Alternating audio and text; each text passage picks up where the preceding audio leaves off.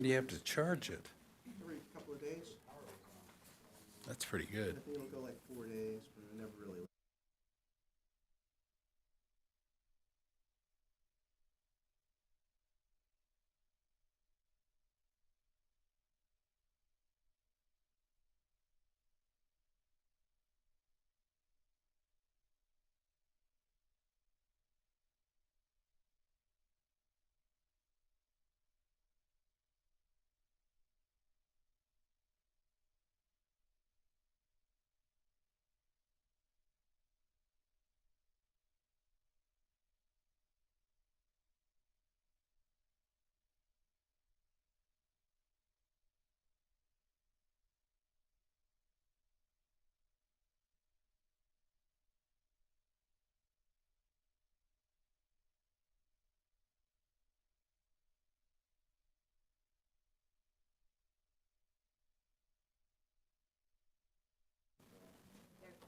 We're good?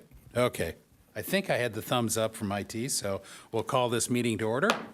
Welcome. I'd like to call the March 3rd, 2022 regular meeting of the Encinitas Planning Commission to order at 6:05 p.m. Please turn off your cell phones or set them to vibrate. Agendas and speaker slips are available in the back of the room. Roll call. Let the record reflect that all 5 planning commissioners are present.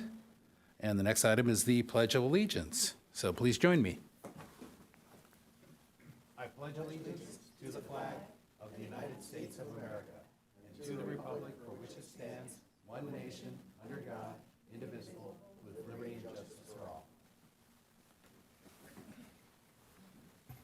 We start each meeting with oral communications where anyone wishing to speak on a topic not on tonight's agenda may request to do so by filling out one of the white speaker slips in the back of the room and handing it to the commissioner clerk.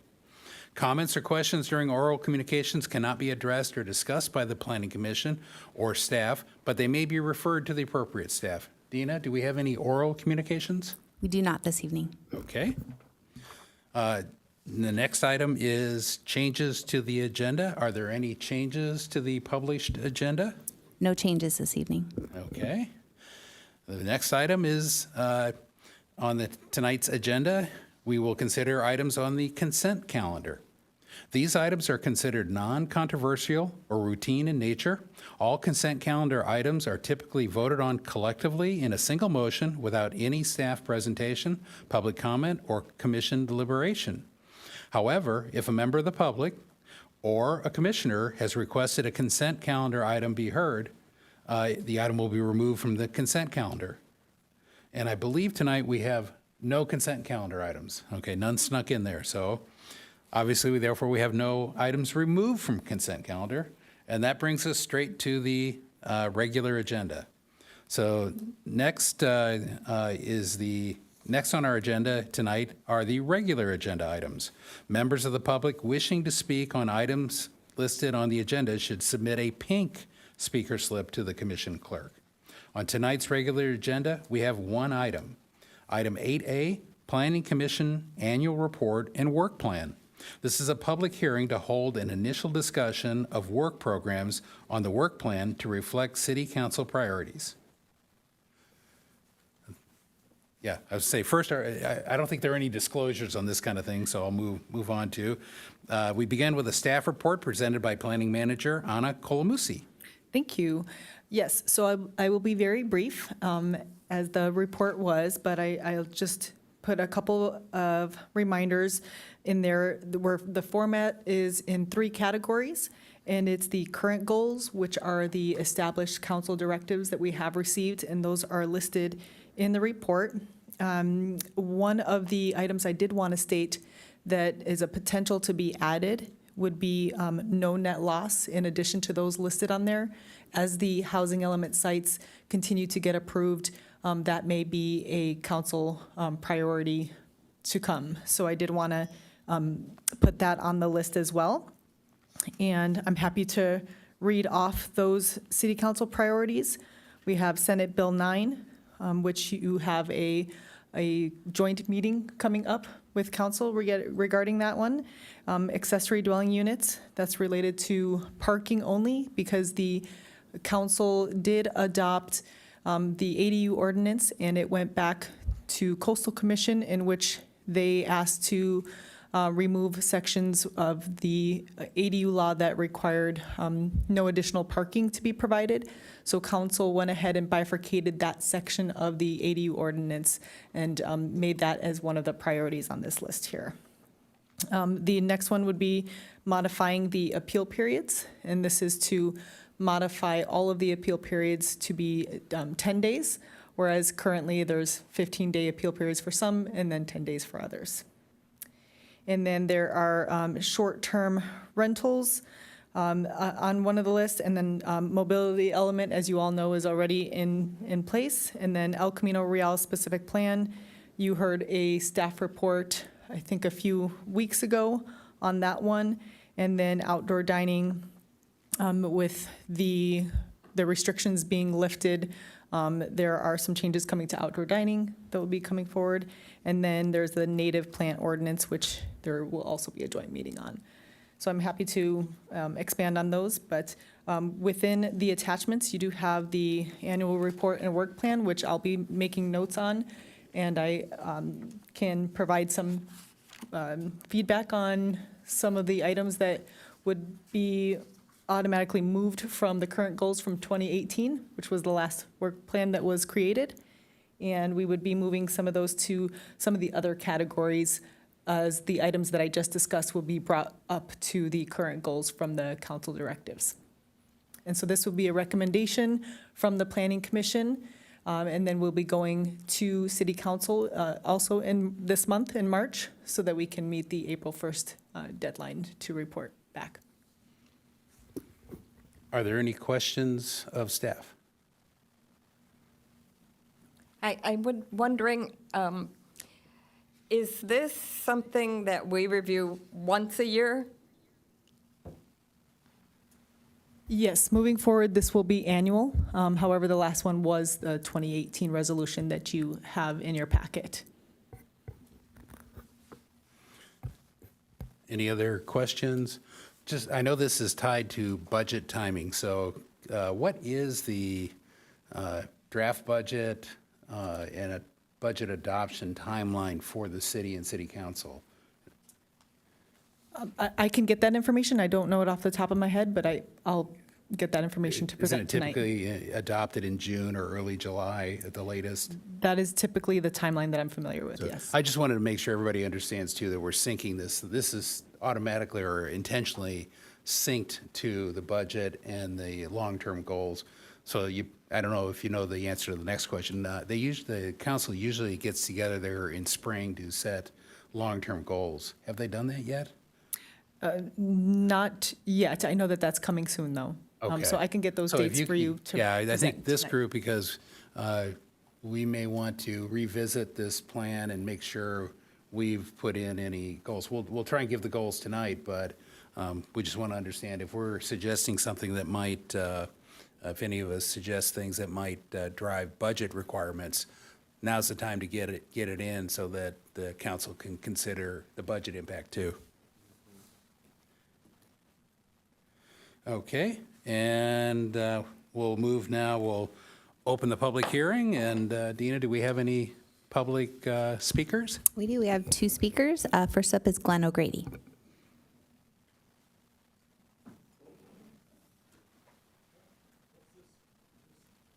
Volume?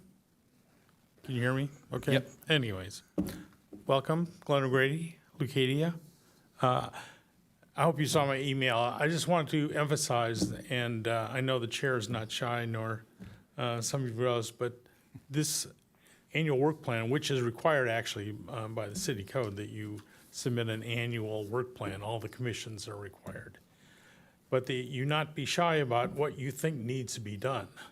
I mean, obviously, you've got to respect the council's priorities and stuff like that, but you guys see it every day.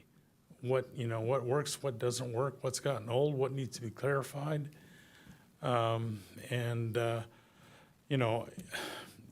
If you think something needs to be looked at, I would say it. I mean, the council has the privilege of saying no. especially if something is going to be a budget impact. But I think this is an opportunity for you to convey to the council things you need to be worked on, the city needs to address. That maybe it worked back then, but it's not working now. So don't be shy again. And the other thing, again, and I wasn't sure, Anna, if you had said that you're going to show them the general plan annual report to the state next meeting, but please get that in front of you before the council sees it so you can comment on it, because you are the planning agency. You're not a zoning board. You don't just take things as written. You're planners as well. And it's important that you convey to the council how we're doing, what you think how we're doing, because again, you're implementing it. So you have firsthand knowledge that you need to convey to the council. So for the last couple of years, in fact, last year, you didn't even see it, which kind of was dismaying. But prior years, we got it after the council. So they'd already seen it and passed on it, and it's like, okay, great. Can't really do anything, but please ask staff, at least in a draft form, to give it to you next meeting so that you can comment before it gets to council. And even to make things simple, just if you have comments, just make an addendum to the agenda report, make it easy on staff, whatever. So anyways, again, I just want it, to me, the work plan is important. Maybe that's because I spent a number of years getting it going, but please don't be shy. Thanks. Thank you. All right, next up is Ms. Thompson.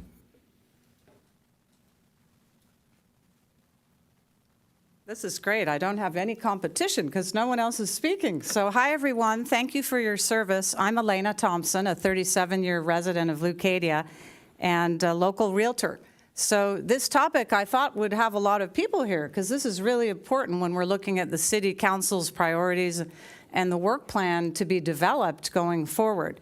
So I wanted to start by just reminding you all, as a bit of a historian here, of what the local city charter, how it reads. And by the way, it's hanging in this hall on the wallway when you leave this room. And in 1986, when the city was incorporated, it reads on the wall that the city will be born, the city incorporates 26 square miles of some of the most beautiful coastline in San Diego County, and 44,000 Californians make their home there. This is Encinitas. The decision to incorporate is made by 70% of the voters in order to gain local control of land use issues and to develop a community identity.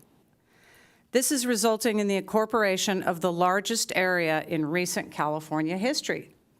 Congratulations, you guys are the stewards of land use as the planning commissioners, as Glenn pointed out.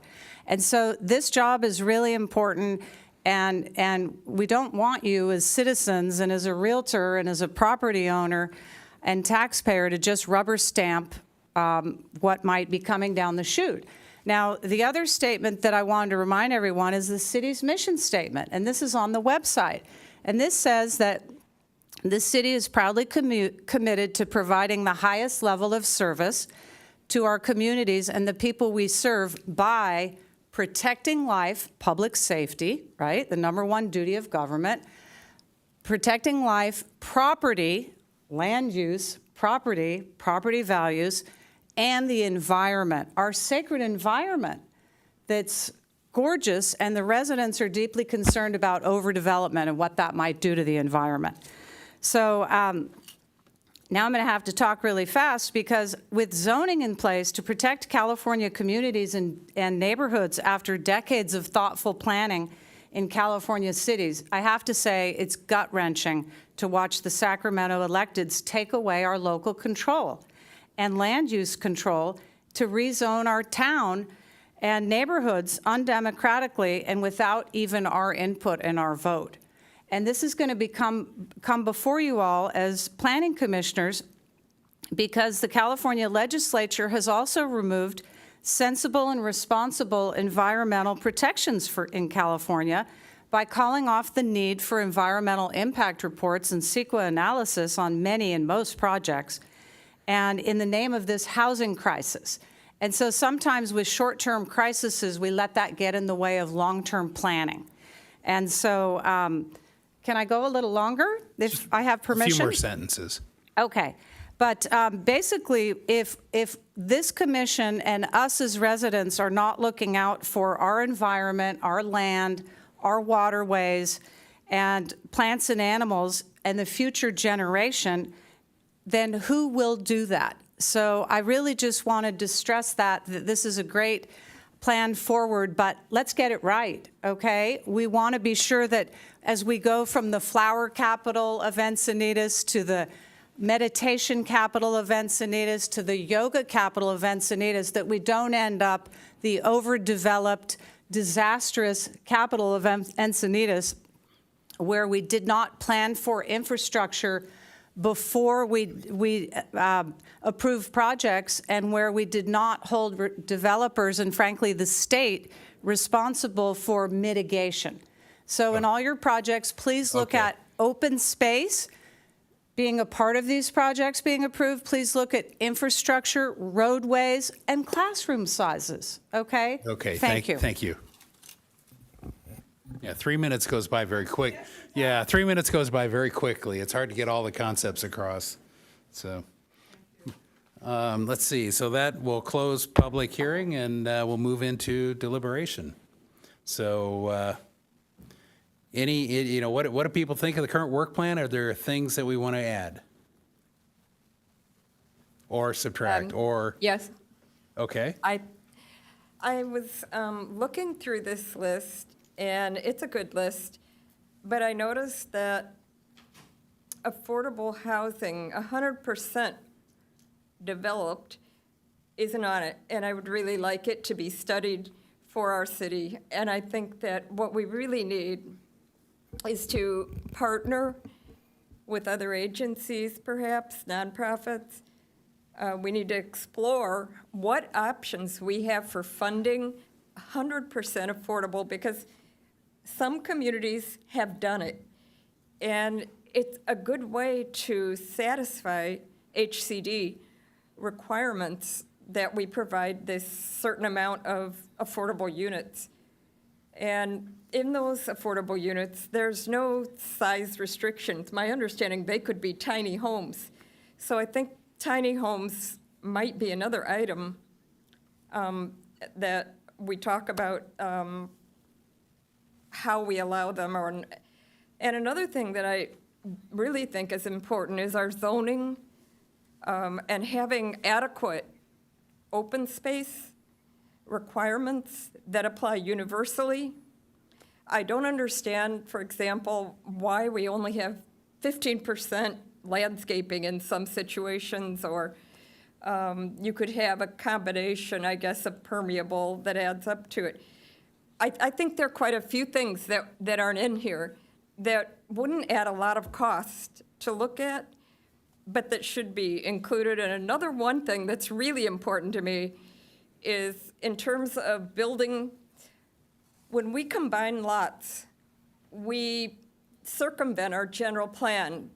So for example, let's say that we have 4 single-family lots, and we say, okay, we'll put those together.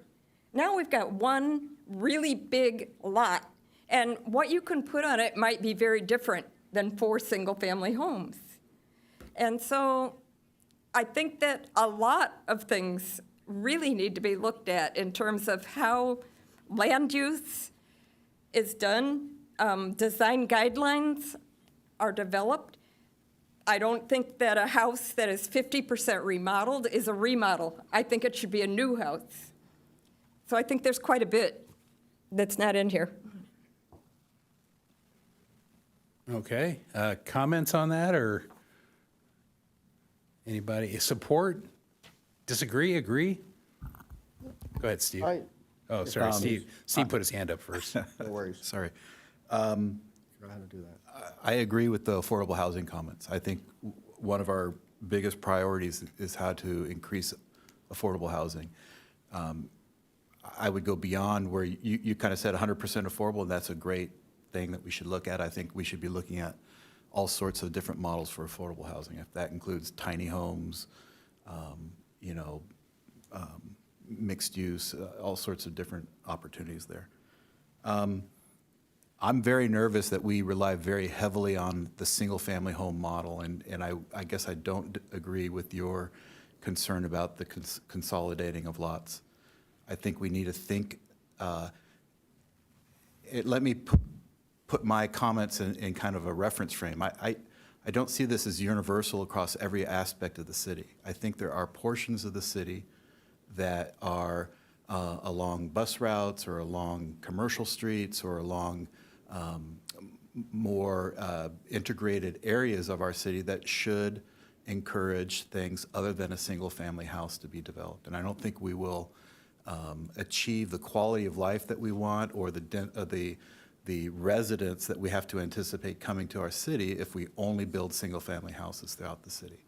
And I would distinguish open space, I'm all for it, but again, in the right place. So I don't think of universal open space. Levenheim is a much different character in my mind than downtown Encinitas or, you know, new Encinitas. You know, there's all sorts of different differentiations around the community, and that's kind of baked into our founding charter, I think. But so anyway, those are just some discussion points where I think you know, kind of concur with you, and some places where I think I deviate a little bit in my thinking. Kevin, did you want to hop in? Sure. Affordable housing, I think, is the key element here. And I think how do we affect affordable housing? And it's one of the ways I came out is obviously zoning changes. That's where our purview is. That's what we can do. And so I've been thinking about, you know, changes. You know, maybe we could change our commercial strip malls to allow a certain percentage of residential. It would trigger a citywide vote. It would have to go through Prop A. I mean, we've been trying to ram solutions down people's throats, and people don't want that. And we don't really need to. Let's, you know, as the Planning Commission, we could come up with ideas that would allow us to build more housing, more affordable housing under our own rules, and it would trigger a Prop A vote. And if it's sensible, people will vote yes. Because there's a lot of people, and wouldn't it be great to be the ones who came up with that sensible plan? So what I think really is, because we have the tiny homes, that may not be the only thing, but we have tiny homes. We have, you know, discussion about the protection of, you know, household units. It all kind of falls under the affordable housing umbrella. So it seems kind of reasonable to me that we, the Planning Commission, we should agendize this as one of our work plans to come and address this and come with solid plans that we can present to council. And it will use up staff time, and it will probably require budget. And council can either decide that, yes, they want to hear us, they want us to dive into this, or no, they don't. But I think it'd be kind of neat if we found a way to just call it affordable housing. What would be a good adjective for that? I think it has to be zoning changes. Yeah. Because when you're done, let me know. Yeah, no, I'm done. This is just the idea I'm floating out. Did you want to hop in here, Chris? So, you know, one of the things in preparation I did is I pulled up the municipal code on what the duties of the Planning Commission are. And of course, they're the coastal development permits and all the standard permits that we would do, zoning interpretations, or zoning code applications for projects. But the other one, Section C, is the Planning Commission shall make recommendations to the City Council on as authorized by the code for the following applications. And it says general plan interpretation, general plan amendment, zoning code amendment, zoning map amendment, specific plan, and other applications as required by this code. And when, Susan, you talked about 100% affordable housing and finding funding, in my mind, that's clearly in the City Council purview. That is, they own the budget, they own the funding, they own that. We can make recommendations for zoning amendments. That's where I'm comfortable, general plan amendments, that type of thing. So, you know, to the degree that we come up with methods to try and accommodate affordable housing better in the city, I'm all for that, but only to the degree that, as a planning commission, we're making those recommendations as potential zoning code changes. And I completely agree with the, of course, Prop A comment, that anything would have to go through Prop A. I'm probably not on the side of densify, though. I do believe, and I remember Maggie Houlihan used to talk about this, there has to be some concept of a carrying capacity. And I've talked to other old city council members that thought zoning was just transitory and it was always densifying. I don't agree with that. I think zoning is a community right, that it's part of my property right of the community I live in, that my zone shall be whatever my zone was, and only when it is in the community's best interest and deemed a community benefit should the zoning code change and increase or decrease or change or whatever. That's what's written in the general plan. And that was actually the motivation behind Prop A. Who better to determine what's in the citizens' best interest than the citizens themselves through a direct vote?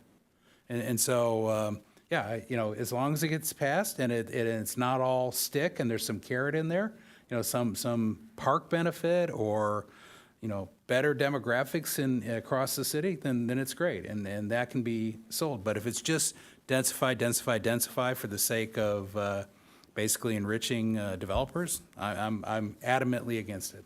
Yeah, what I'm hoping is we come up with a plan that's going to be popular, that's actually going to work, because I think Encinitas, we need a successful Prop A vote. We've had Prop A votes, they've all been shot down because the plans were just too complicated for most people to even understand. And, it's starting to look like a joke, and it's not a joke. It's not. So, I mean, let's put up or shut up. Let's put up a plan and, agendize this as one of our work units, and we'll figure out we'll come up with recommendations. We'll send them to council. And, first, council will have to decide whether we spend our time on this at all. So can somebody formulate an objective statement for this item? Affordable housing? I've got the affordable housing, but somehow put it in words. Well, I think that when I am saying, if I see on this list things like accessory dwelling unit parking, I see short-term rentals on here, I don't see why 100% affordable housing development can't be on here. I hear what you're saying, Chair, as far as it being council domain, but requesting that our goal be to explore, let's say, funding and nonprofits and sites and, potential partners could be one of our goals. Okay. I don't think I agree that the Planning Commission should have the funding goal and exploring partnerships. I believe that we could, in a statement, say that a affordable 100% affordable program where the council would be responsible for identifying partners and funding, but the Planning Commission would come up with methods or tools that could help facilitate or encourage affordable housing. And just about 100% affordable, I'm not sure I'm there. I grew up in the 60s and 70s in Chicago, where the experiments of the late 50s and early 60s were 100% affordable, and they became projects like Cabrini Green that eventually had to be torn down. They were I believe 50-50.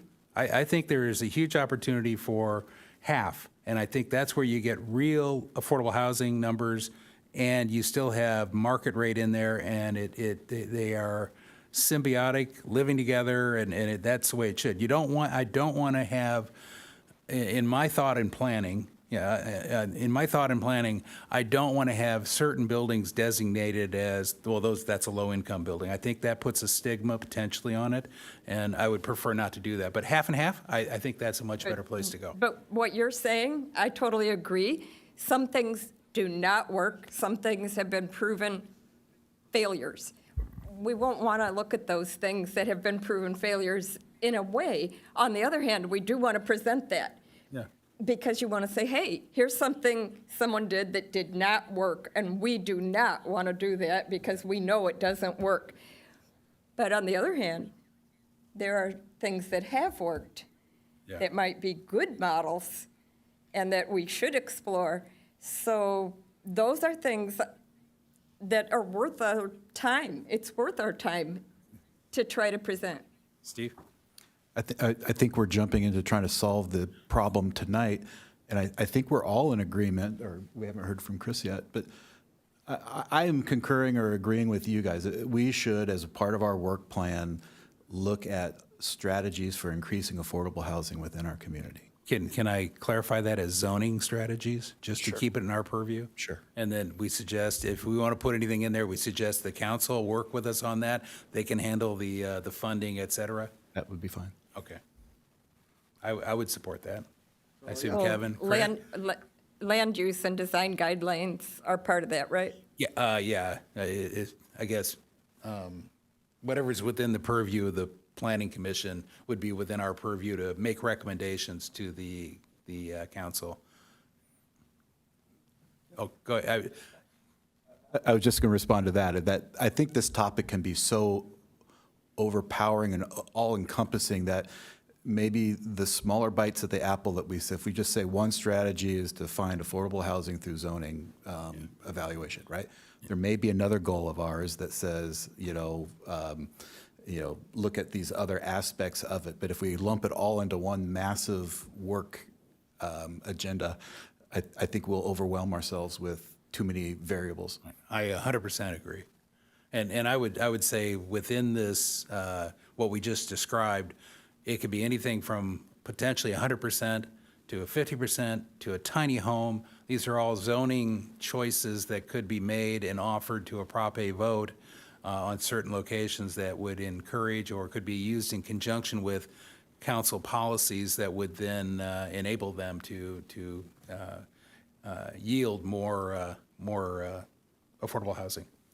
And I think you said the fifth word that I was looking for. I was like, how about affordable housing through zoning changes? Yeah.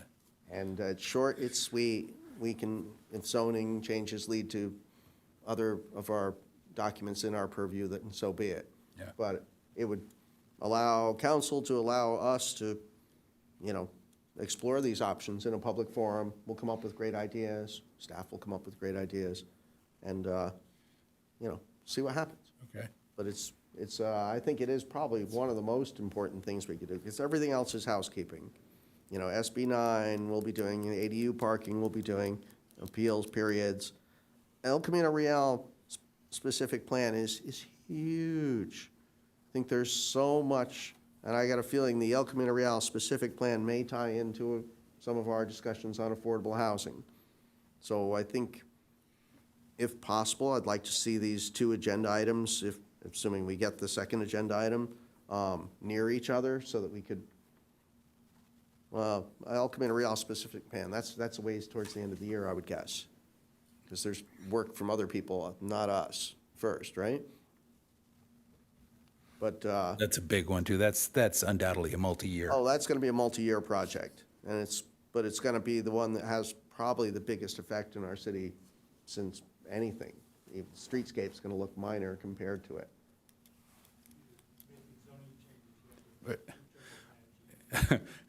Excuse me, you're out of order now.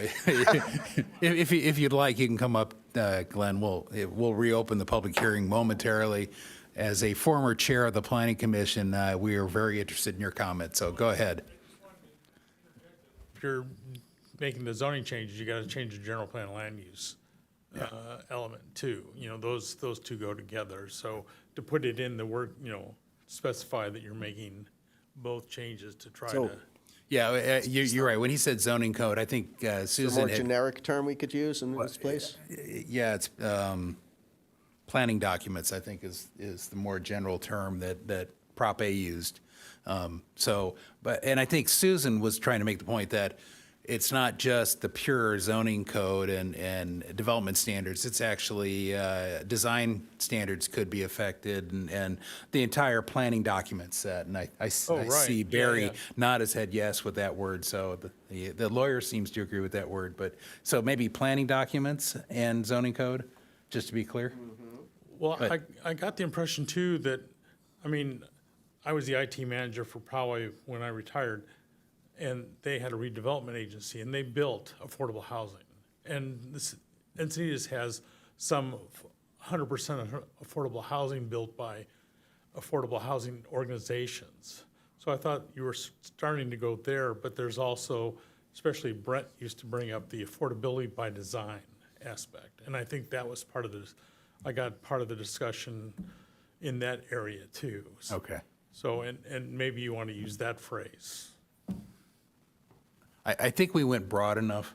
I haven't heard from Chris yet, but other than maybe a little nod in there. So I just want to make sure, Chris, you're on board with where we're going. I'm on board. I just don't like to speak, just to talk. I just want to make sure that you're not disagreeing with us. No, so- not disagreeing. Yeah, okay, cool. So thanks, Glenn. I'll reclose the public hearing. So the fifth word, through, doesn't really work anymore, because now we've got affordable housing and we've got planning documents, and we need to glue those two phrases together. Do we really need to wordsmith the title of this subject? I don't know. I No, mean, it's would coming it back be to us, enough right? to come We back could. to We us wanna- with? We want it to have the right impact, so the council says, yes, that sounds awesome. But I think we might, well, In order to meet the April 1st deadline, then I would not be able to come back with this. It would be presented at city council either the March 17th or the 23rd meeting. And then just briefly to answer the questions, I found the exact dates. The budget discussion is March 23rd, and the strategic session is March 21st, for your information. say those one more yep, time. no I'm problems. sorry. No, that's okay. The strategic session, March 21st, and the budget discussion, March 23rd.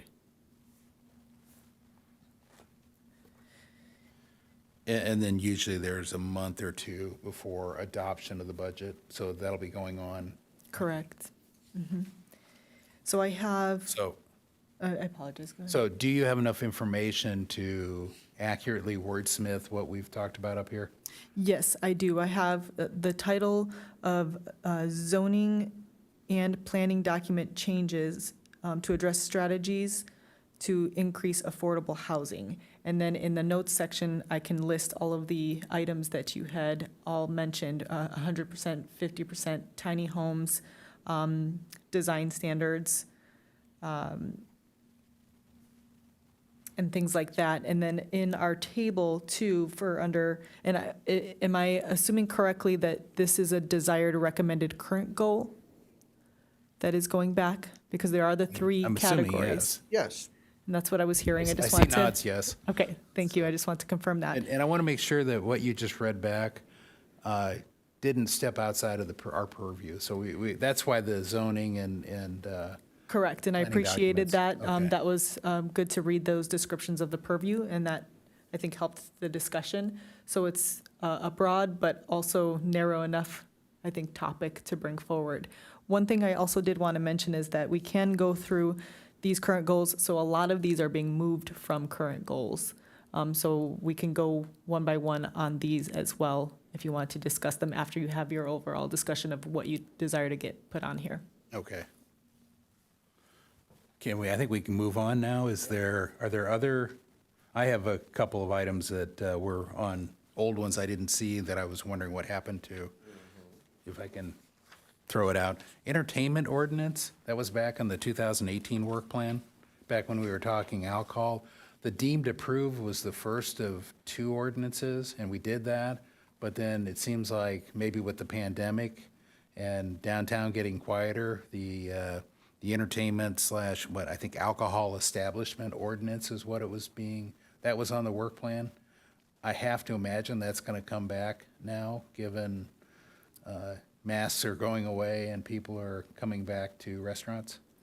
Right, so with this one, you're correct, the deemed approved ordinance that was approved by council addressed some of the issues that leverage the city to be able to monitor and, I'm trying to think of the good. Manage. Yeah, manage. Manage, Manage the nuisance that comes about from the alcohol establishments, such as those that did not have use permits and have existed for some time. So the alcohol establishment and the entertainment ordinance has not been directed by council for us to put on the current goals. So those would be moving to the long-term goals. Okay.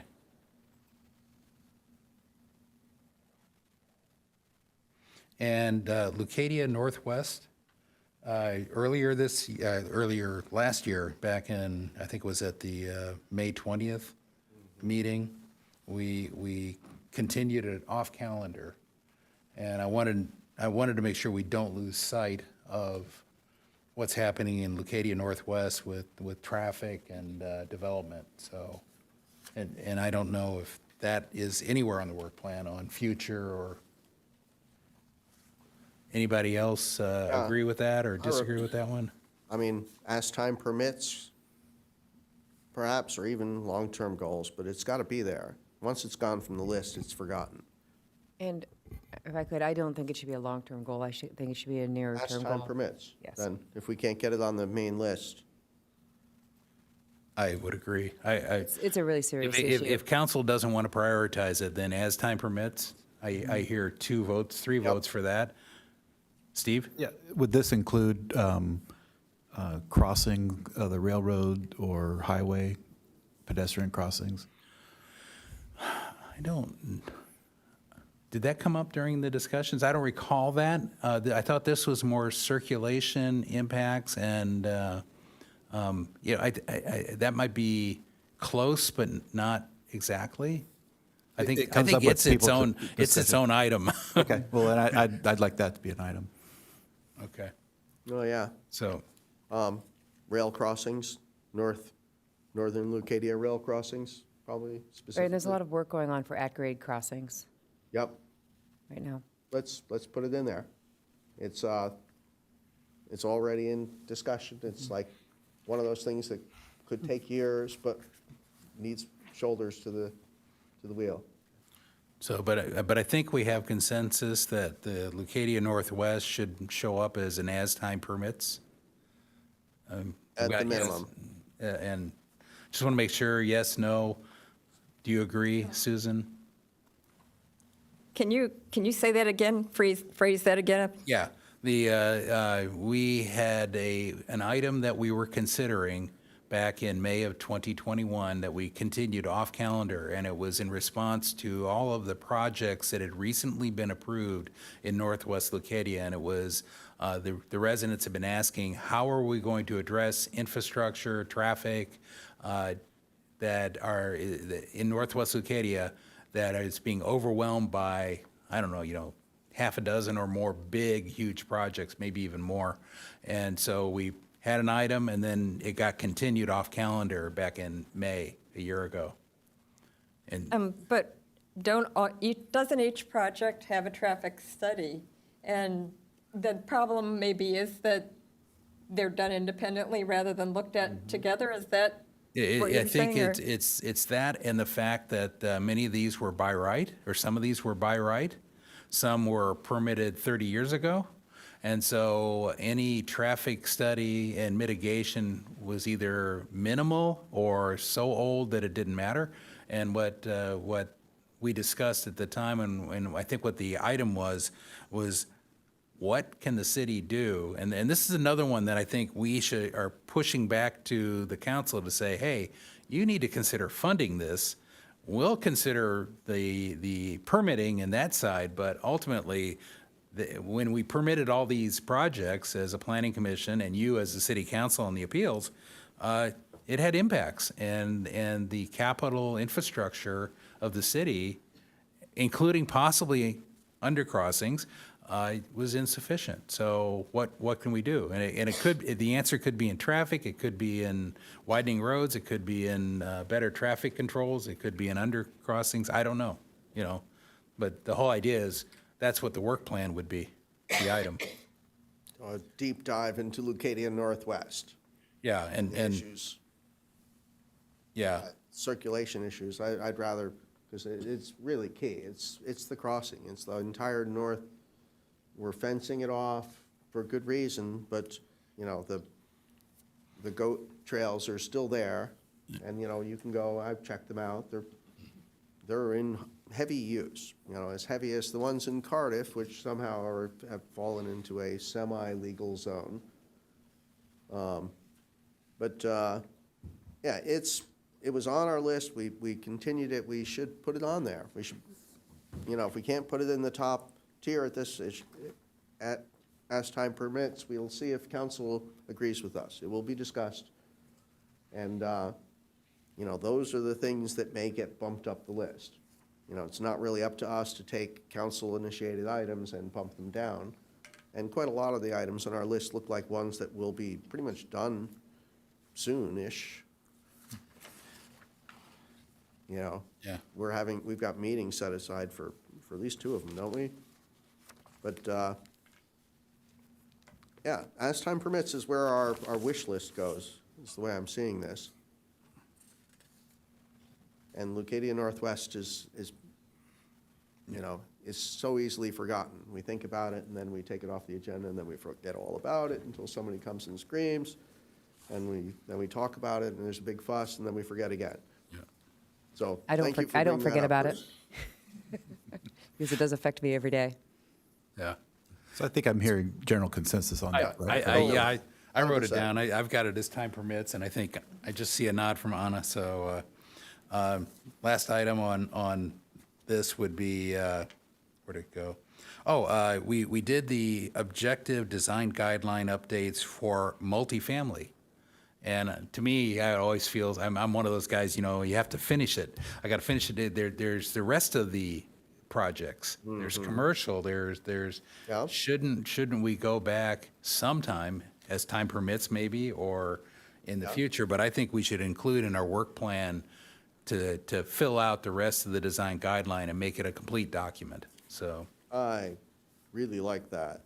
I really don't like that. The objective design standards are kind of foisted upon us because state law is saying that you can't deny a multifamily project, you know, without objective design standards.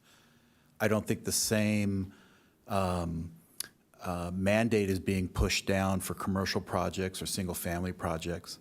And I think design guidelines or standards like that are a false sense of security. You're not going to define a good project or a good architecture for your community.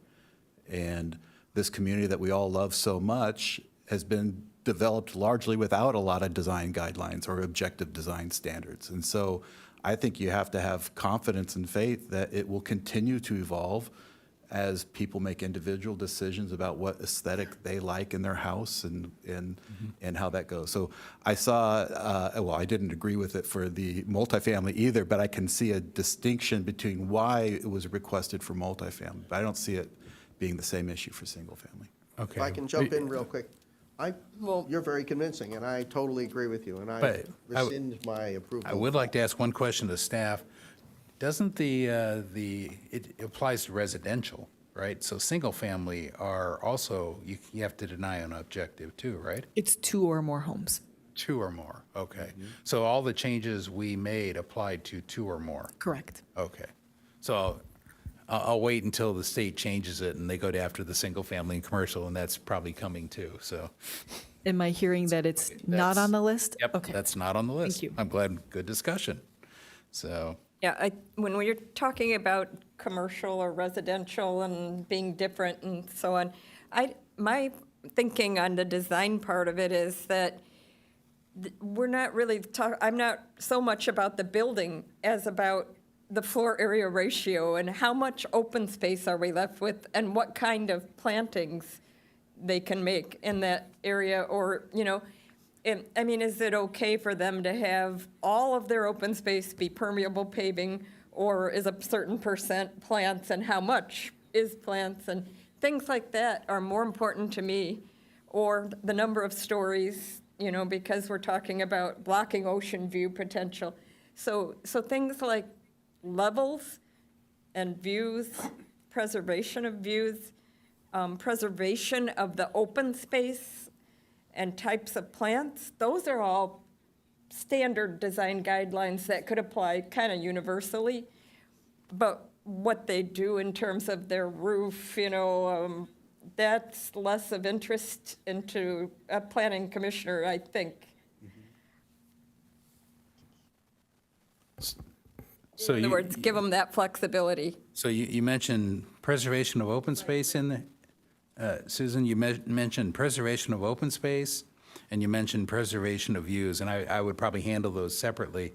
Are you recommending that the commission add to the work plan something to encourage preservation of open space? And if so, what are you thinking for us to consider? I think that our existing land use and design guidelines both could use improvement for the betterment of our city. We are the protectors. We are the line that protects this city development so that the character is preserved, So if we don't look at these things and come up with some objective standards that we believe we need to preserve our city and its character, then we're not really doing our job if we don't look at that, in my opinion. Chris? Yeah, the city council recently voted on an open space.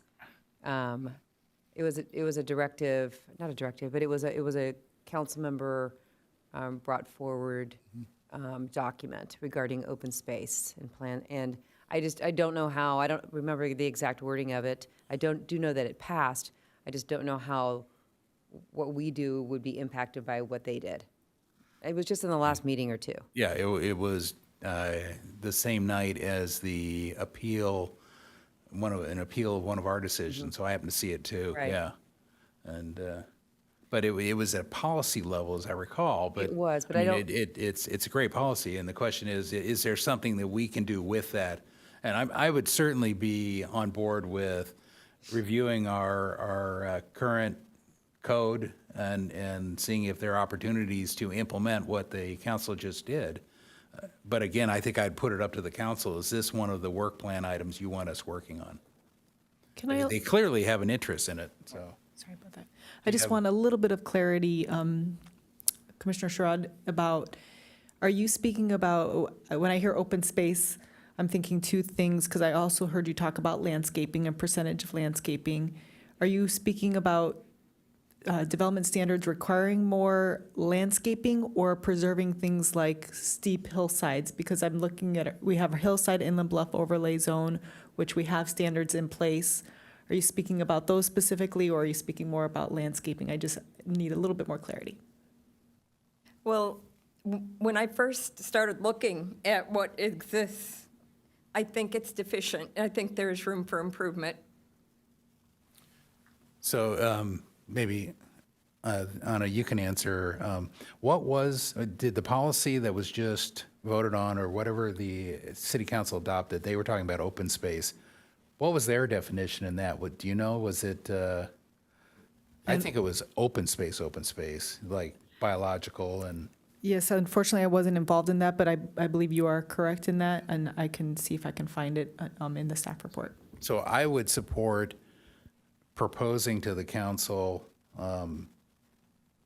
that we would look at the code in order to fulfill what they passed there, within the bounds of what they passed, if people here would agree. And I don't think that, based on what I heard that night, I don't believe that went into room between buildings. It was talking more about natural open space and open grassland, that kind of stuff. Does that need to be on our work plan if it's already a decision made by the council? Is it going to come to us regardless? I think we would want it on our work plan. My opinion is to put it on the work plan if it's something we want to work on and staff would have to spend time on. But we would also want to make sure the council both the council and the planning commission make a conscious decision to allocate time to it, or not. And I was struck that night, I think, Chris, if you watched it too, I was struck, it's like, well, that's really a nice, pretty statement, but how are you going to implement it? And that's your job, they'll figure it out, but this is the way we can help them. That's your job. Well, yeah, you really, my bosses do that. Ask them. So I think we ought to formally ask, as time permits. Yeah. It makes sense to put it on our as time permitted. I mean, this is one, council said, we're gonna do this, and as you said, it sounded like pretty words. So now we'll give them an opportunity to push it, kick it down the road a little bit further. I'm seeing kind of nods, yes. Steve, you're being, I got a nod, yes, no on that one. Okay, so I feel at a general loss. consensus. I don't know what they talked about at the council, so, Okay. if we want to prompt them to say, do you want us to look at this, that's fine. Yeah. I Okay, feel like so it that's a was like a yes. declaration, right? Like declaration that the city is going to make efforts to preserve open space, like a high-level declaration policy decision. That open space is important to the citizens of Encinitas, and so Yeah. things And- are going to be done to protect it, but And- without any specific directions as Yeah. to how that was going to be done. And I think this is an ideal opportunity for us to say yes, and we'll help you do that, but you might need to spend some money, so now's the time to think about what you want done and how you want it done, because, usually it means acquisition or management of open space of some type. I do have the staff report up, and I can just read the description of it just for Commissioner Dalton. It says, in response to the increased public interest in conservation, it is requested that the City Council acknowledge our existing policies and regarding conservation and demonstrate the link between our policies and both state and federal conservation initiatives and adopt the attached resolution in supporting the conservation of open space identified in our policies and strategies. Okay.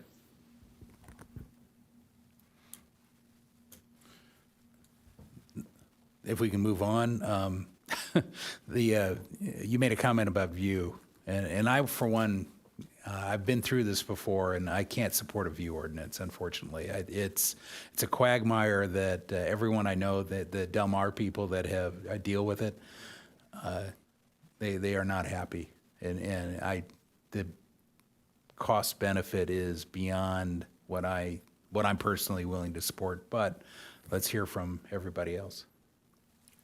I'd like to say that I agree with Bruce on this one. Wow. And you will, right?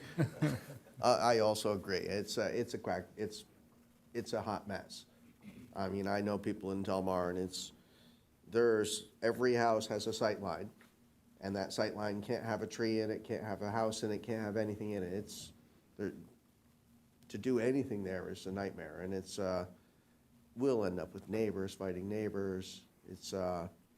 We've already dealt this so many times over the years. It's like all of a sudden a development with predominantly single-story homes, somebody builds the second story because that's where their grandma's going to live, that's where their son's going to live, and everyone's like, oh my God, it's the end of the world, you're destroying our neighborhood. But they all can do it, and they all will do it, and it's not unexpected. But trying to protect someone's views, it's a loser's game. Anybody else? If not? Go ahead. I was going to move to another topic, but are we? I move to another topic. Okay. Maybe Anna could clarify, mobility element is listed on the current goals. I've got a concern or an interest, I guess, in promoting alternative transportation, bikes, walking, any number of other things. So is that part of the mobility element, or do I need to talk about a separate line item or item for that? I know that there is some discussion about alternative modes, but I'm not sure that it dives into the details, because we also have our active transportation plan that would dive more into those details. That would be the more appropriate document. Mm-hmm.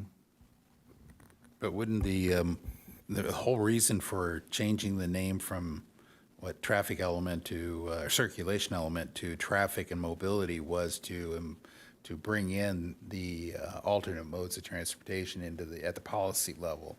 So I always think of the general plan made up of these elements, and so I would think that's why the council renamed it that, and it would be exactly the place to put in, to recommend additional policies for the council to adopt into the mobility element, traffic and mobility element, so. But So I can- then I can- implement it down low, too. Right. I can add that to the discussion points of the focus of the planning commission on those elements for that item. Thank you. Isn't short-term rentals pretty much a done deal?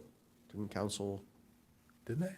they set the day, the number of days, and, Yeah. or do we have more work to do on that? What do we have to do on that?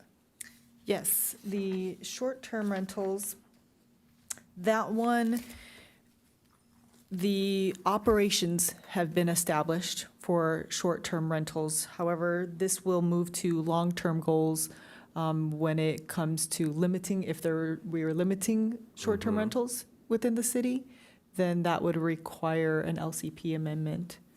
Gotcha. So it's still on the list, but in a different section. Okay. Okay, thanks. Any other new items? There are two other areas I wanted to go into. One was just make sure, I see PC interpretations in here as an item somewhere. I don't know if it made it in, but we talked about that last time, so I assume this will go into our work plan goals. Yes, yeah. that's I think it was correct. in The there. very last, correct. Yeah. I incorporated the items that I had on the list for, it's the follow-up log? Yeah, Page 23, I think. Correct, yes. But yes, that is, these items making it into this work plan. So I would like to know in which categories. Okay. So why don't we go to page 23 and, I don't know if the CPP process, the first item, would that be a code cleanup, or is that's probably not code cleanup? That's probably just to make sure the code is, I think what we talked about during one of the is the timeliness to make sure the CPP didn't come so late in the process. Yeah, we had a So- couple where the CPPs were coming after Yeah. the fact. After the application and. Yeah. Yeah. So what category? Current? And I don't think this is a huge item. This is not a huge policy item. This is blocking and tackling down at the more tactical level, but. I I think it's a low priority in my mind. I think it'll be maybe a good discussion, but there's reasons why I think the CPPs occur when they do occur. Okay. Anybody else? Yeah, I would say it's, doesn't sound like something really we're supposed to be doing, or it's not like one of our primary duties to worry about exactly how the CPP process works. I mean, we worry about the code, but it's like, I'm reading here, it's like the process and the laws, I mean, is it illegal? I was under the impression where we've missed those deadlines, it's because of missteps as opposed to the code dictating it that way. I was thinking more that it's a question of whether the code needs cleaning up to define better when the CPP needs to occur. So the CPP, in my mind, is a chance for the neighbors to learn about the project early on. Why? Because I've always found that the neighbors are the best planners in the neighborhood. They know every drainage issue, every left turn, right turn, back up. They seem to know it better than we do, than the planners do, than the applicants do. And so by having a good CPP, all sides benefit from that information early in the process. And that's how it worked initially. And the focus groups that were done 1 year after the CPP went in and 2 years after, both developers and the residents gave it high marks, 2 years in a row. And I think some of the practice was initially a practice, and then over time, it's falling back to whatever the minimum is. And so my question is there an opportunity here to clean up the code? So I don't see this as a huge item. It's just we see CPPs day in, day out. Council does not. We would make a code recommendation to the council on that. And it's just, mostly in my mind, it's about timing. I mean, Are timelines for CPP process, are those established at the state level or they're here local? No, the CPP was originally modeled on a Glendale, Arizona ordinance, and it's strictly an Encinitas thing. In fact, Carlsbad, was in some meetings at Carlsbad about 3 years ago where they were modeling their new public input on our CPP, or they were using it as input. In the end, I think they didn't follow it exactly. They came up with their own. So no, it's a homegrown. Del Mar did the same, yeah. Citizen participation plans are part of Chapter 23.06. And it is not specific on when it's required. Right, and the early intent, because I was involved in the adoption, the early intent was that it would be before the application. And what we're seeing is it's getting later and later and later once the developers have spent money and have a lot of engineering done, and it becomes much harder for them to make changes. So my fear is, and my reason for bringing this up in the past was that it lessens the effectivity or the advantage of having a CPP. So if we put it low priority, I think it ought to go on there because I think it's something we'll see more as we go forward. But seems like something we could do in a meeting, so I would say put it in as time permits. that would be my preference, but I got low, time permit. See, Oh, I would say as time permits. Now, number 3, though, reverting policy. before Jeez. we'll crack them off. Yeah, Okay. Yeah. Susan, I just wanted to get one more. Okay. Okay, so time permits, it sounds like.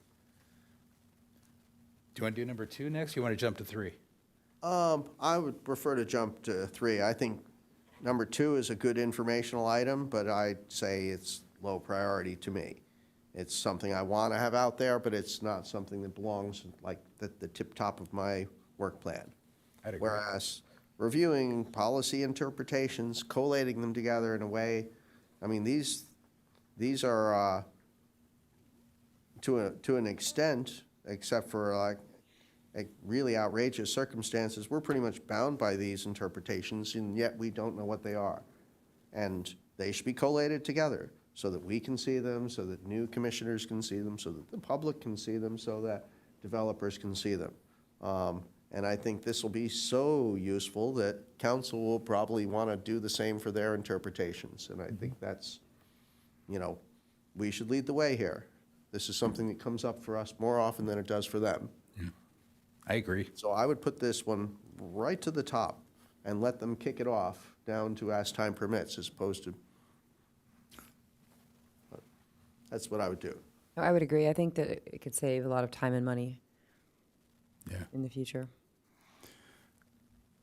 Steve or Susan? Yes. Okay, I'm okay with it. okay, so. Any other items? I think there's some omnibus code cleanup issues that I wanted to bring up too, which are smaller, but hopefully we can go through them quickly. But are there any work plan tasks that we haven't discussed that you wanted to bring up? Steve, you look like you're leaning in. If you're going to talk about code cleanup, Okay, we're moving on to code well, cleanup I don't then? know, and this Yeah, may let's- not be Let's do it. We'll get our out of here thing. sooner. I think the Encinitas Municipal Code defines height, structure height, in a very illogical way. And I'd like to clarify or change that. And I don't know if that is a simple task or if this is just opening a can of worms, but As the author of Prop A that defined height, that redefined, so height used to be defined one way. It got redefined by the council in a very unique way. And then Prop A took it back to the max height, I should say, and how height is measured. So it would have to be an initiative, I think, and staff could hop in here, but I believe to redefine how height is measured or the maximum height are both, were both voted on in Prop A. That is correct. That's all part of the city's right to vote amendment section of the municipal code. Yeah. So the only way to change an initiative is with another initiative, but you could do a council initiative. Thank you. Okay. Code cleanup,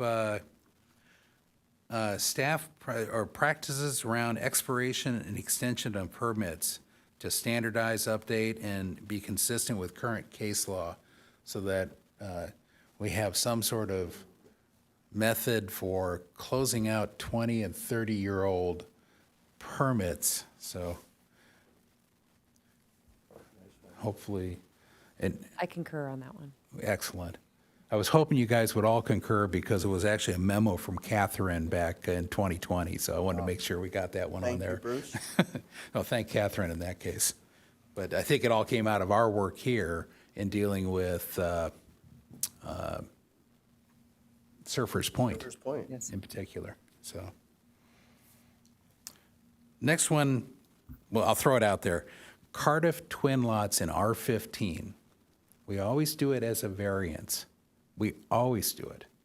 You're right. Why not just fix the zone and then nobody has to apply for a variance? Because we are 100% consistent within that R15. And then we get into discussions of, well, if we gave them the variance for the inside, do we also give them a variance for the outside edge? Remember where we get down to 4 feet, 3 feet in one case? And my preference is, let's make the law very straightforward, that they get the 0 lot line on the inside, and they got to go 5 feet on the outside. And unless they have a true variance argument, they can't do it on the outside of the two. Oh, yeah. To me, that's a code cleanup. That one's always been bizarre. What's the current, what's the variance that they're getting? The 0 lot line on the middle? It is almost always the 0 lot line in the middle, but occasionally it's been combined to have the 0 lot line in the middle and then a 4-foot setback on the outsides. I think I've seen, at least in my last 6 years, one case like that, and there may have been one more case where it was coupled with a sewer main running underground where I think it was 3 feet on one side. So, but the rule, the overwhelming rule is it's a variance for the middle. And to me, And there's like. that screams R11 change right the next door. zone. I would support that. Does a little tiny stub in, and you can see this is this side, this Yeah. is that side, and is it R15 that has to ride in a big, long, 1-foot wide alley between the two buildings? It's the stupidest thing ever. Yeah, and nobody's argued against it for the last 6 years, and I don't even remember it from my prior time on. So that, to me, was a code cleanup opportunity. Yep. And that's not a Prop A issue? That is not a Prop A issue. That height is? Height is, yeah. So Prop A limits doesn't allow an increase in the number of units on a parcel or a group of parcels, and it also limited the maximum height to 30 feet or 2 stories. That's the simplest form of Prop A. There are other little things, but Just a couple of questions, or one question really is the expiration and extension, and now the Cardiff twin lots in R15. I didn't hear the category. these are code cleanup. Oh, got it. So we're now into Oh, just. it's umbrella It's code the cleanup. omnibus code cleanup that we normally Thank you. have done. We're going to do annually, but I think we've only done it once or twice in my time. Okay, thank you. Let's put it on our work plan. And then my last one would be bluff determination procedure. When we were talking about the PYCA case, PYKA, from October 1st, 2020, Jim Knowles, who's been our geologic consultant forever, I think he was probably here the day the city formed, or I think he was. In the memo, he had a statement of that he used to determine slope, and he said any steep slope greater than 1-to-1, 45 degree, or scarp vertical greater than 10 feet in vertical height. And that was one of the conditions, and that's not in our code. but it is a sensible thing that should have been in the code, and it seems like Jim's been using that when he's consulting on these things to make a bluff determination. And so what I would ask is we go back and clean up the bluff definition so that we have a consistent set of code. And Jim may actually retire someday, so I'd like to do it before he retires. I remember this case so well. This was very controversial. A lot of people were very upset. And, you know, when is a bluff, and when is it a steep slope? And it was, you know, he had fixed criteria that you could Well- point at, and we didn't have them. He just knew them. And they were all in the code except the one. And the one, and he said he uses it every time he makes the determination, but it's just not in our current code. So that's why I think it's a code cleanup. It's a very straightforward. I probably wouldn't change many of the decisions, but in the PICA case, it would have made it extremely clear. So Jim would come and give a presentation and describe why Yeah. it should be in the, We're not deciding that, we're not the- deciding what it would be. It would be discussed as part of the omnibus. Fair enough. You know, but I would also say that I am only envisioning this as code cleanup, and that, yeah, he would come and he would probably want this in there anyways. So, and then that's it, as far as, anybody else have any other code cleanup?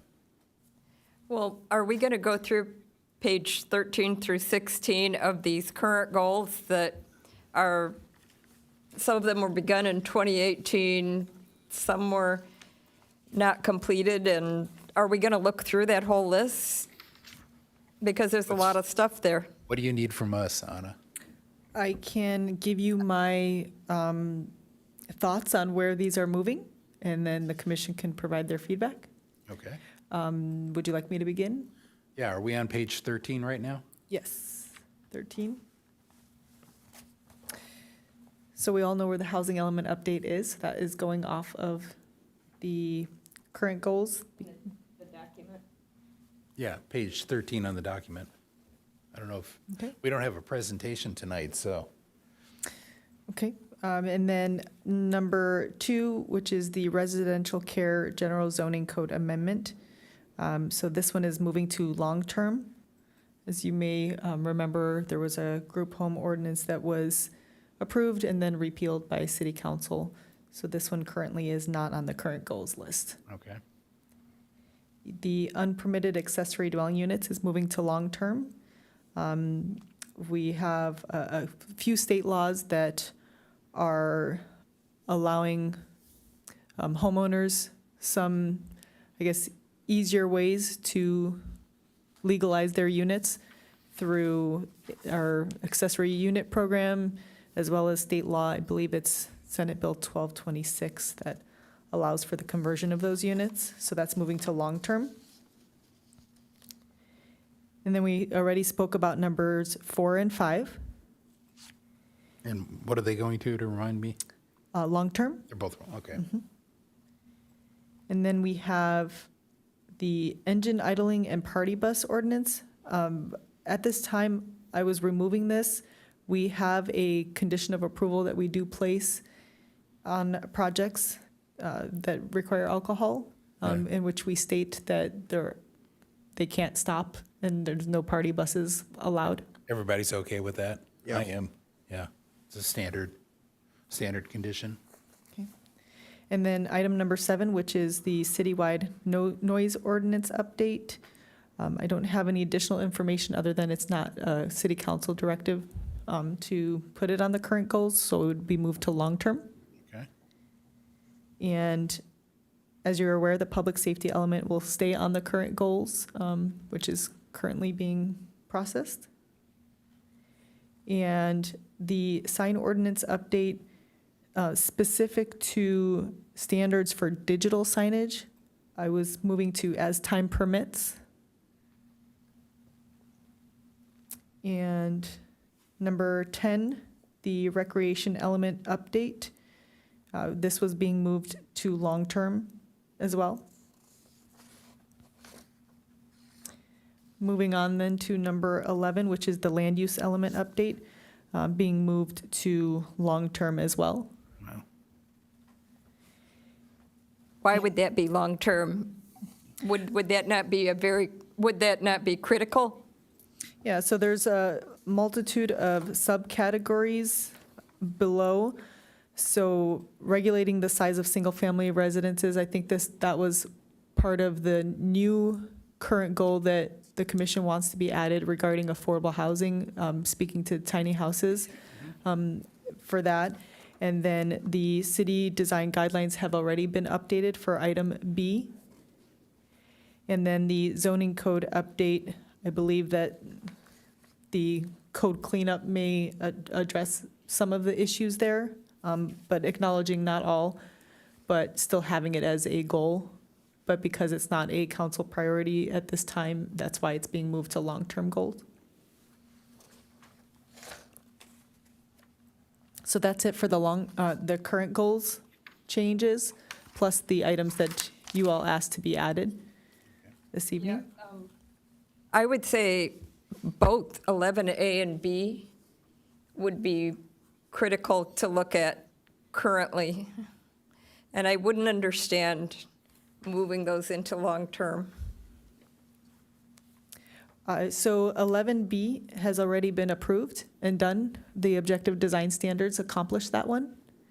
So that one is being removed because it has been updated. And if you all agree, item A is essentially staying on the current goals because of the affordable housing item that you all added. So yes, understood.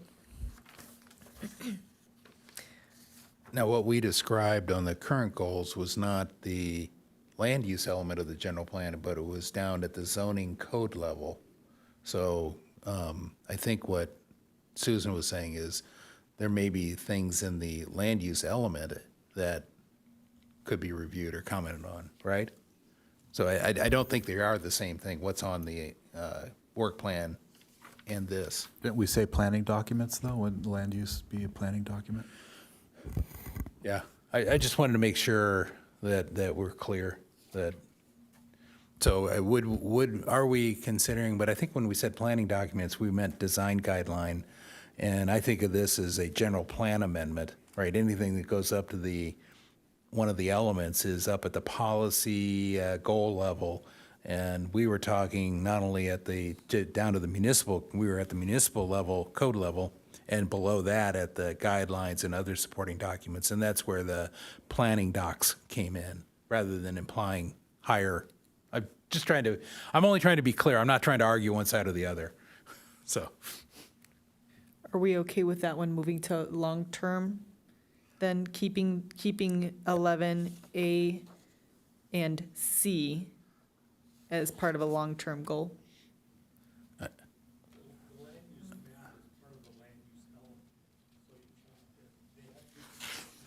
oh, okay, so Glenn is not at the microphone, but valid point that the zoning map of parcels is part of the land use element, but yeah. Glenn, rather than speak from the audience, why don't you come up and just. Is the mic on? Has to reflect that. Oh, you might need to get closer. Is it in this on? Okay. Yeah, you're on now. Okay, sorry.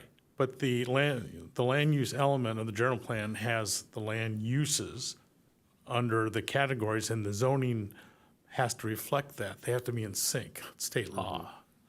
So you change the zoning, it has to change the land use map as well, which is in essence a general plan amendment. Correct, Anna? Okay. Anna? So based on that, the answer is yes, that it's all glued together. Planning documents therefore includes land use element in the general plan too. Okay, moving on to as time permits goals. So I heard all the items that were being requested tonight by the commission, and the mobility circulation element is in one of the current goals because it is currently being worked on, so that one's being moved. And then we do have an agricultural ordinance already, so that one is being removed. And then the last long-term goals that were from 2018, as you are aware, the El Camino Real Corridor Specific Plan moves up to current goals. And number 2, community character analysis. Not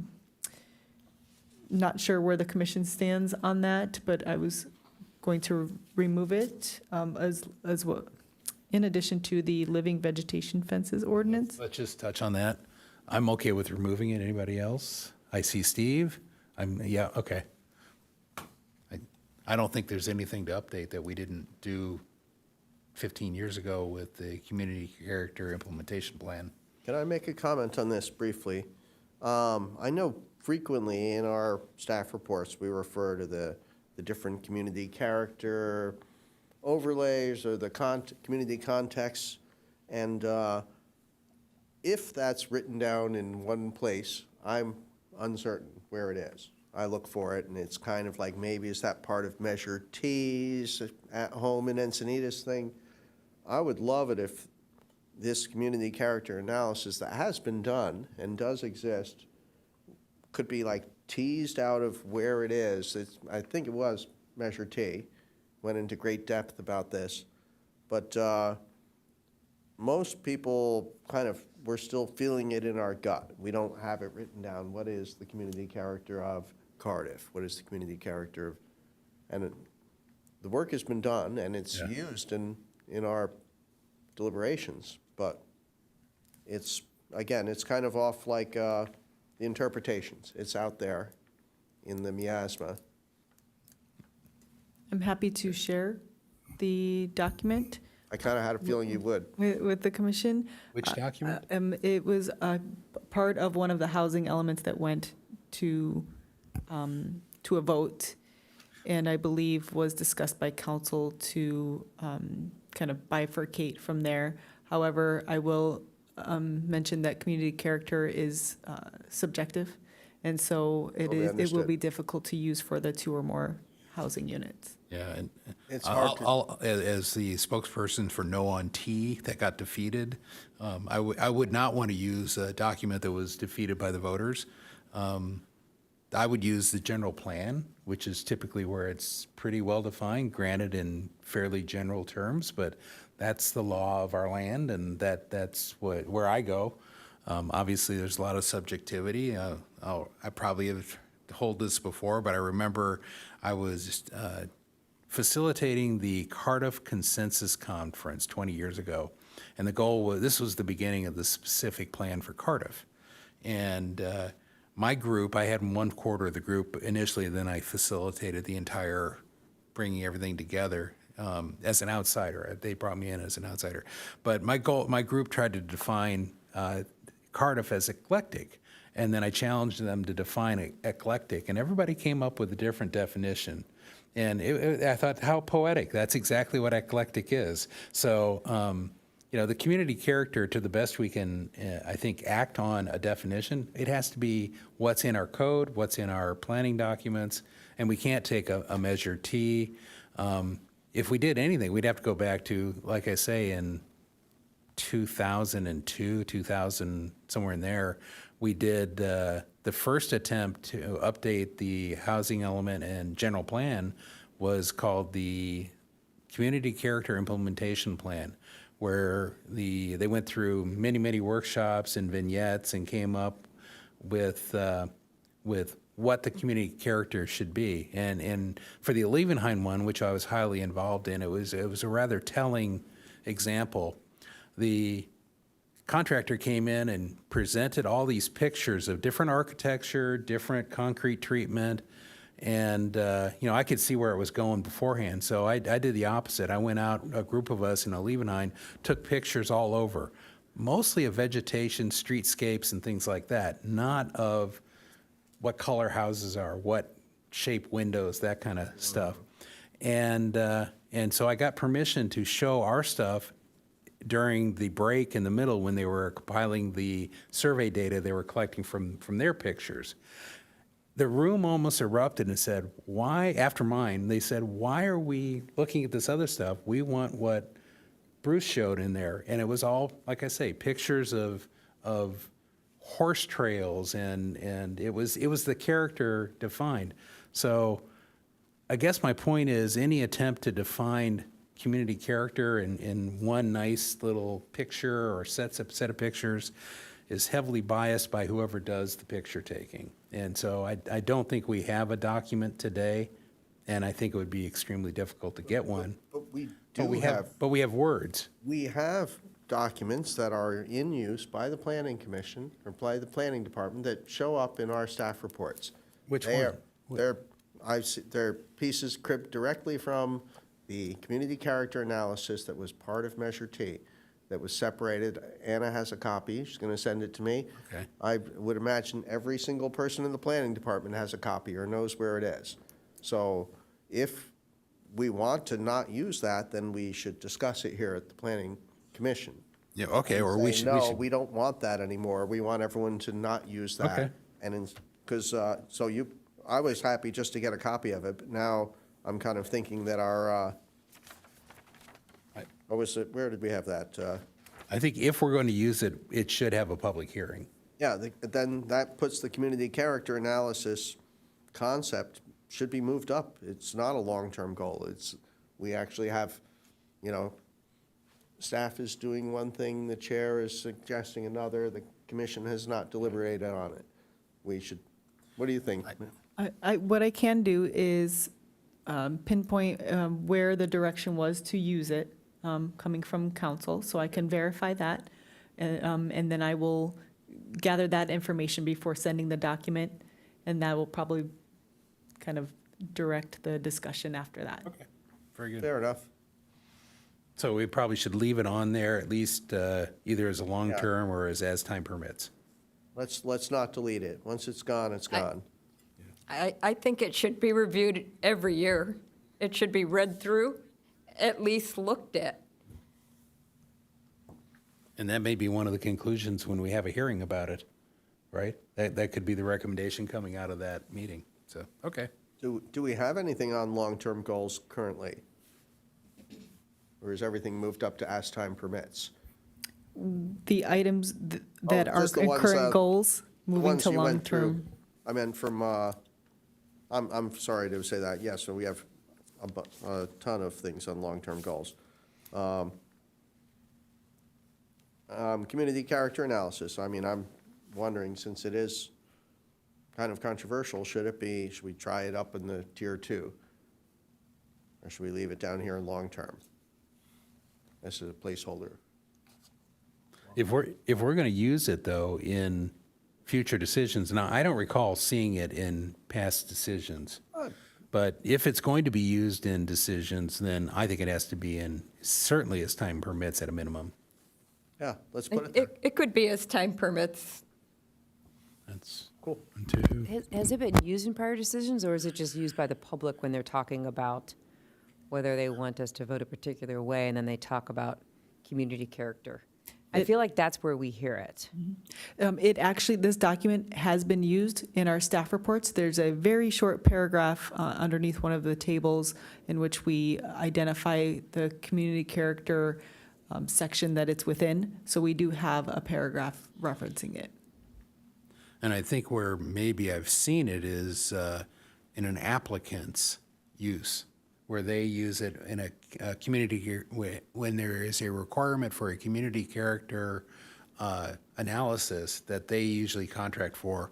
I've seen it brought in there, but that comes from a different authority. It's very different from very different than staff or even the commission using it as a basis for a finding directly.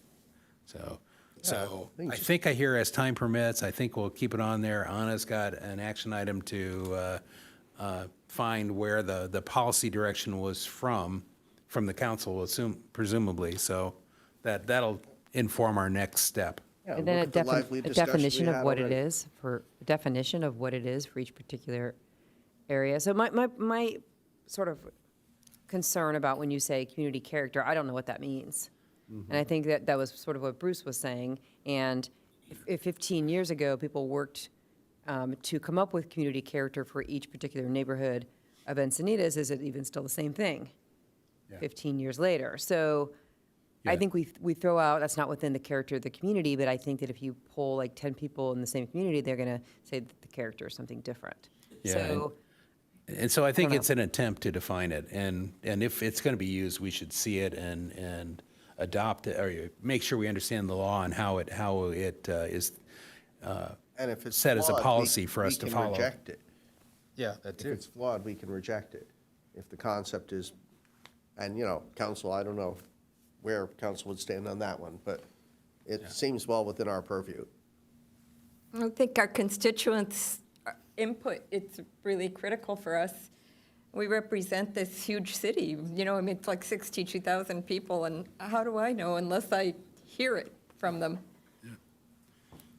Okay. Anything else? The last item was living vegetation fences ordinance.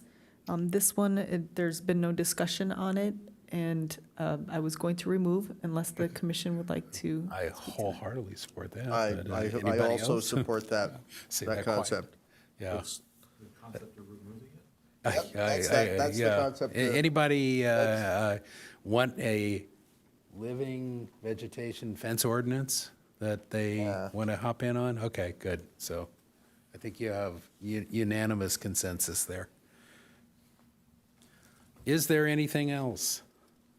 Going once, going twice. Sold. Do we need a motion or anything? No, there was no resolution attached, but I will incorporate all of these changes in the staff report that goes to city council. Excellent. The one item, could I ask that the draft be mailed directly to the entire commission when it's ready? So that, since we won't have a chance to review it here, we all, as individual citizens, can always show up at the city council meeting and voice our personal opinions. Absolutely. Is that, That sounds awesome. Thank you. okay, perfect. No, a commissioner can present it to council verbally. I mean, they're in person. Well, Yeah. we could choose to do that if we wanted to right now, or we could rely on our capable staff. But I just wanted to make sure if we review the draft, since we didn't have a chance to deliberate, it would be our personal opinion only that we could present. We could never do anything based on a draft that's not existent yet. We can't have the meeting. There's no time to have a meeting between now and April 1st. Well, in years past, when it was on the agenda for council, one of us was there presenting it or was available. I mean, I think a couple of years it was on consent, so nobody didn't get to speak, but Yeah. the kids were in. Have you Yeah. presented that to council? Yeah. Okay, Have you Glenn. presented I that? still have public testimony open, and I really hate having you from the seat because you No, don't it end just- up on it tape. Just in years past, I mean, I was there, I think one year it was on consent and they didn't pull it, so I never said anything. Another year, I think I just made a few comments, but I was there, doesn't have to be the chair, you guys can appoint, any one of you to represent the commission. But Yeah. I was there representing the commission, not me, so. No, I think that's a brilliant idea. So if, And all the commissions do that. They have I mean, somebody there. I'm happy to go, but if somebody else wants to volunteer, I'm happy to send them too. But your point was, Bruce, that we as a group won't see this document. And so whatever you were presenting to the council wouldn't really represent, we hadn't all had a chance to read Yeah, the and- report. I don't And think it other should. than the discussion tonight and my notes from the discussion tonight, I could only represent what was discussed and the consensus we arrived at here. What made it into the document, at least I could comment whether or not it was accurately reflected what our consensus was. But if I had an opinion about something that wasn't something we discussed and it was something in the document, then I'd have to frame it during the presentation that this is me only.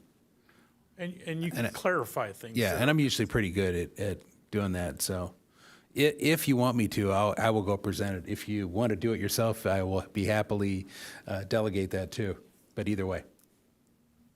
yeah, I'm okay with you going in and presenting. I'll probably come and watch from the audience. Give it, so. I don't see a need to do it. So. Yeah. Well, I think it would be the same thing as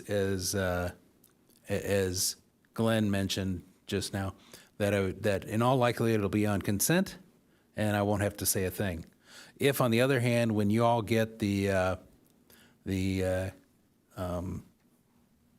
if you all have comments and criticisms of it, that you, of course, mail to the council completely and maybe copy me as one person, you could do that. But if I see a lot of controversy coming in, and then we could at least point out that there was personal objections from people that were at this meeting. Well, could we move to approve it with the provision that if there was conflicts within it, that those would be ironed out subsequently or somehow? I don't think the timing before the budget is there, right? Anna, isn't that the fundamental problem? That's correct, yes. So what's happening is that the April 1st deadline before the the budget starts March 23rd, strategic objectives March 21st, and then this document has to be in by April 1st. So the budget and goals are all coming rapidly together, and there's not enough time for another hearing by the Planning Commission, so. And I'll make an observation here, looking at all the items here, SB 9, accessory dwelling units, this is no way going to sail through on the consent calendar. So, yes, it might, but it won't. And we actually almost kind of don't want it to, because there's things we've put on the as time permits that we hope might get upgraded, and there's things we've put up in the main list that we're pretty sure will get downgraded. So, yes, one of us should definitely be there. So it sounds like. Sounds like you and me, I'll be there, just because I think this will be a hoot of a meeting. So, if that's okay, I don't think, we don't need a vote for that? We're good, just on consensus? Okay. Just an agreement amongst ourselves that this is important, and it will probably,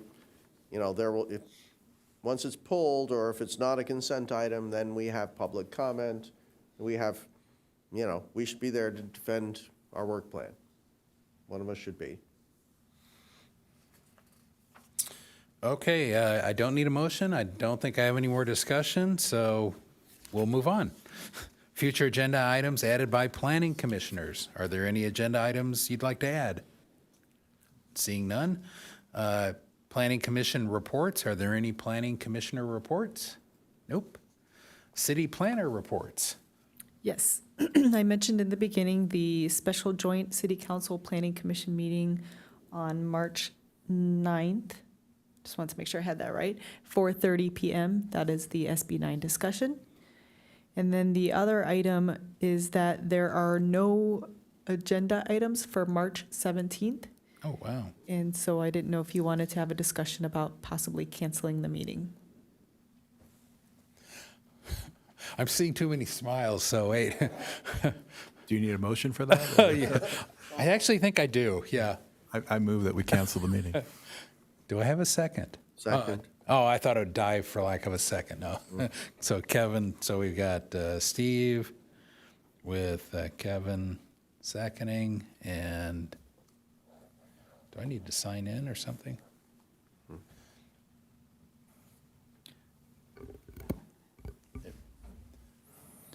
With all these single item, are we voting? I'm sorry. We're going to try to, but right now I can't, so I'm just going to say yes. So, looks like 5-0, okay. With all these single item agendas and canceling meetings, does that mean it's just a slow time, or do we have this big bubble that's about to break? We do have, we do have many projects that are very close. So we did discuss, I believe, at our last hearing that if we see that projects do become ready at the same time, that we would potentially look at adding a meeting to spread the items out to ensure that they're all getting the appropriate time. Yeah. So And then, I have a question regarding that. Is there a way for us to get some kind of document that outlines what projects are coming up and where they are in the process? That can be difficult to do. Let me see if there's something that I can put together. So as of today, I don't have any definite dates. Okay. So that may be a difficult task, but let me see if there's something that I can provide to give an idea. and the link in our current report to the bylaws was actually to the old version of bylaws. So I think if I could get Anna to get the latest ones that were adopted 2019 on November 21st. And at the bottom of those, there is a discussion or a duty, I guess, that covers almost exactly what you asked for. Let me find it. Somewhere there was basically and I'm not sure if it was the clerk. I think it said the city clerk. Maybe it was but it was essentially that we would get each agenda would have a report of future agenda items and what the tentative timing was. So I think I would ask that look at our current bylaws and see what it says, because I believe there is something speaking exactly to Chris's question. Okay, thank you, I will do that. Yeah. And then also, I want to make sure we all have the latest, greatest bylaws that were adopted, because they're a good thing to read through. Can I point out also the Development Services Department notices, which if you go to somewhere in the I Want To section, you can get a thing where you can get the mails. And it comes about once a week. And if it weren't for the mails, I would never find them, because it's deep in there. You have to go into departments, and then you go into development you bounce around, and eventually you can get these notices. And it usually shows past, shows upcoming or EIRs in the works, talks about CPPs. And a lot of times I get hints about what's coming a month from now or 6 weeks from now. But I had to point someone else to that page who couldn't find it. And I was like, I couldn't. I says, oh, it's easy. You just go here, here, here, here, here, here. And eventually I went back to my mail, found it, and it seemed to be indicated it was 2 or 3 clicks in, but it wasn't. So I urge you, if you can, is to go to the I Want To section, find out where those mails are. I get notices on like all the different agendas coming through. Chair? And mostly I just look at them and say, oh, that's nice, and I archive and move on. Chair, if I may, are you, Kevin, referring to the e-subscribe where you can check which notices? Yes, I am. Okay, I'll send the link through an email, and then you guys can choose what commissions and things. There's a lot of things you probably aren't interested in, but there's a lot of really critical things there. And over the multiple years that I've been on it, occasionally you fall off and you have to go back in and redo it. That's happened to me. So, but I've found you want to get typically the zoning board. What else? There are a few others, Oh, but yeah. you'll see them when There's like the zoning when- administration yeah, board that meets and makes decisions on things that you might have thought we would make decisions on. And it's nice to know that it's happening. So, You know. okay. March 9th was at 4:30, the joint session? Yeah. Anything else on? Okay. And with that, we'll move on. Thank you, everybody. And I guess. Oh, did we needed? I'm sorry. Can I ask we did the motion. a quick question? Is public comment closed on the work plan? Or did you leave it open? Closed. Thank you. So let's see. So the next meeting we canceled for March 17th. So the next one will be, and I don't have the date. April Drum roll. 7th. April 7th. Great. Wow. So Did we talk about canceling or postponing April Yeah, 7th? actually, April 7th sounds great. I won't be here. I will be in Florida. and we talked about or scheduling a different, right? Right, I Different thought time. 3 of I us thought we were talked out. about pushing that to the 14th. Because there's 3 of us out that day. Okay. Yes, I apologize. I will look at the schedule to see if April 14th is conflicting with any other commission And meetings. so just so the public, if they're listening, we would have potentially 3 commissioners out on the 7th, and we, at a previous meeting, talked about pushing that one, if the room is available and staff is available, to the 14th. So, And with that, we are adjourned. Thank you. Thank you. All right.